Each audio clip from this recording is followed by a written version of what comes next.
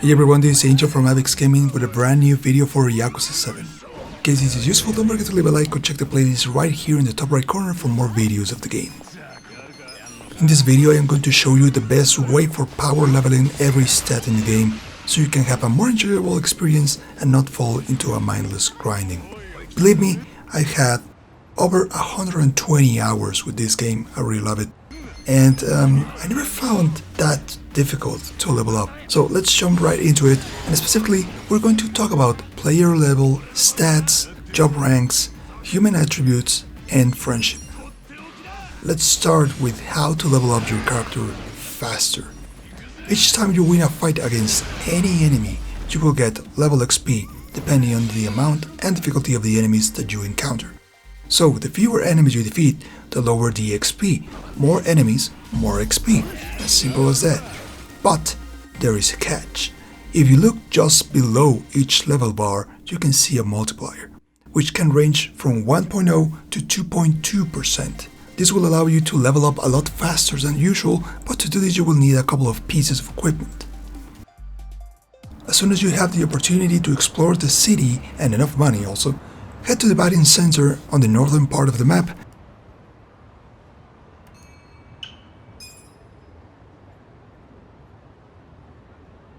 and begin earning points by playing in the different baseball courses that are available. As soon as you get to 12,000 points, you will be able to get this accessory that will give you more XP each time you battle an enemy, resulting in a total of 1.5 multiplier, but all your stats will be heavily reduced. The game really isn't that hard in normal difficulty, so you can even equip 2 of these on any character and level up faster with a 2.0 multiplier.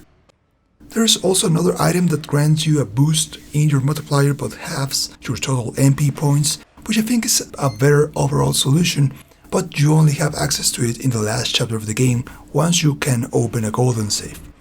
I won't tell you the place where you can find this because it is a huge story spoiler, but if you insist, you can look for my golden safe videos in the Yakuza 7 guides playlist here in the channel.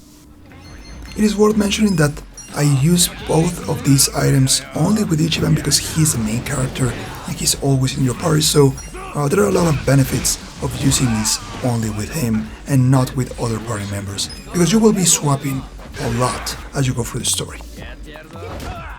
There's another extra multiplier booster which is temporary and can only be obtained while eating in certain places, like this one.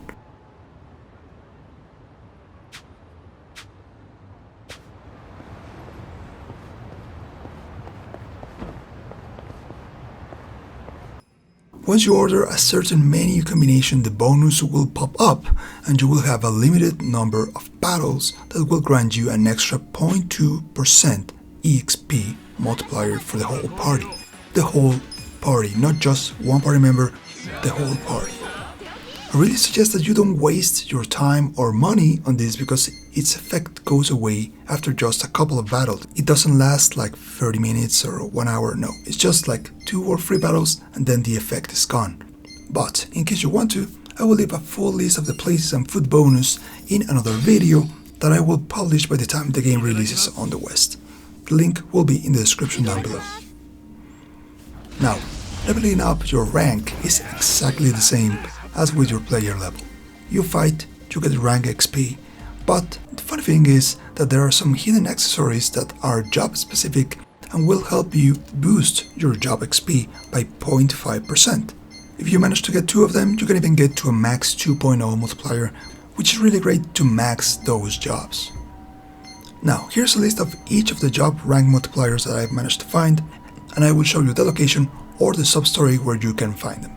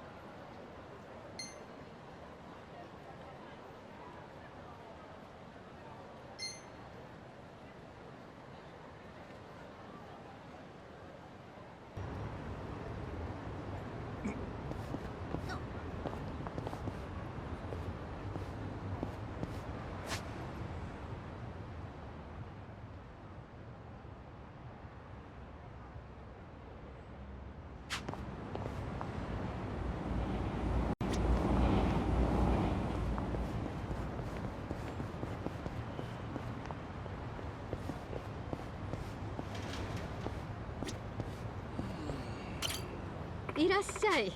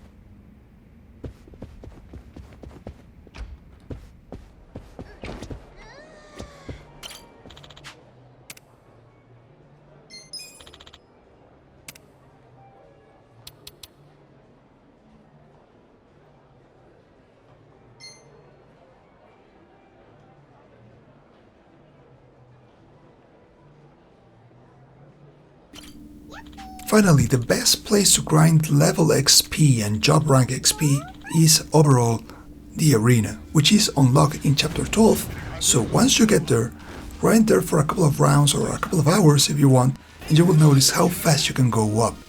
If you are in any other chapter before chapter 12, just try to walk as much as possible around the city so you can get into as many fights as possible and you can get more XP.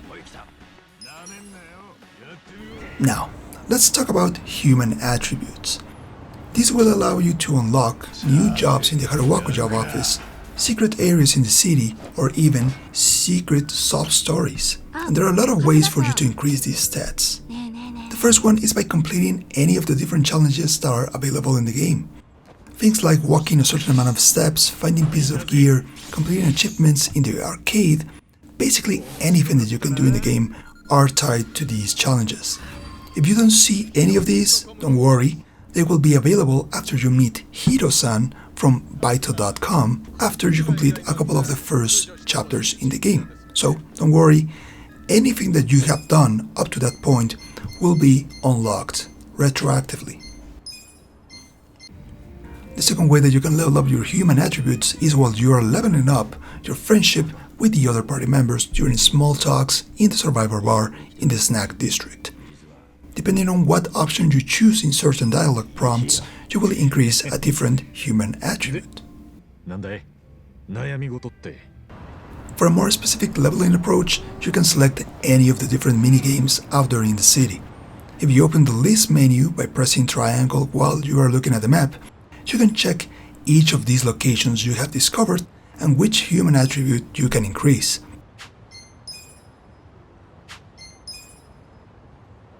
But if you have enough cash, you definitely have to go to this school in the northeast section of the map near Chinatown.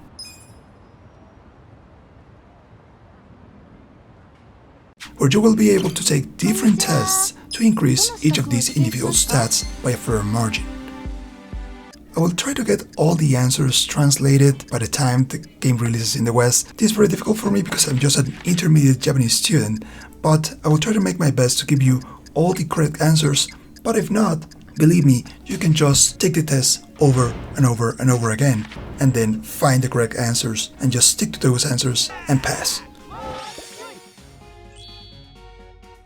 Of all the human attributes in the game, the only one that I really needed to grind was the cheerful or sun stat right here, because there are not that many options available to grind in Ijincho or even with these exams.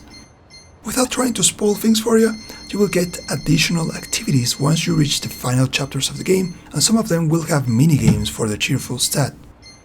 Either way, this was one of the last things that I maxed in the game, so you won't be worrying about this too much except if you are going for the platinum. A quick note, player stats, human attributes, and job rank can also be boosted by finding or buying these weird cans, magazines, and items in many places all over the city or in the play spots. But the catch with these is that they are incredibly expensive, so even if you have enough points to buy them, I would recommend to rather spend them in unique weapons, gear, or other useful items for the rest of your journey instead of these magazines and cans. Either way, when you obtain any of these cans or magazines, be sure to use them on each event, as he will always be the party leader, so he is the best investment out of all the party members. And another quick advice, save the special job magazines to level up your 5 last ranks, that is from level 25 to level 30, because the amount of job XP you need for each of those levels is really high.